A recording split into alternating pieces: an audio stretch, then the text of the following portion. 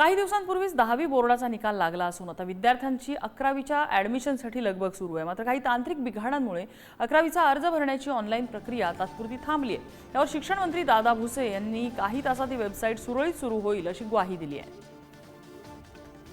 11वीच्या प्रवेशासाठी आज वेबसाईट सरकारी जी अधिकृत वेबसाईट आहे ती बंद पडलेली आहे। आपल्यासोबत बोलण्यासाठी दादासाहेब भुसे सर आहेत। आपल्या त्यांच्याकडून जाणून घ्या सर, काय सांगाल, ती जी वेबसाईट आहे अधिकृत ती बंद झाली। 11वीच्या विद्यार्थ्यांना ऑनलाईन ॲडमिशन देणं हा प्रकल्प आपल्या विभागाच्या माध्यमातून सुरू करण्यात आलेला काही टेक्निकल तांत्रिक मुद्द्यामुळे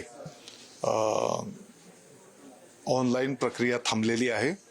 विद्यार्थ्यांना विनंती आवाहन करतो, आपण बिलकुल काळजी करू नका, काही तासामध्ये ती दुरुस्ती होईल, त्याचं काम प्रगतीपथावर आहे।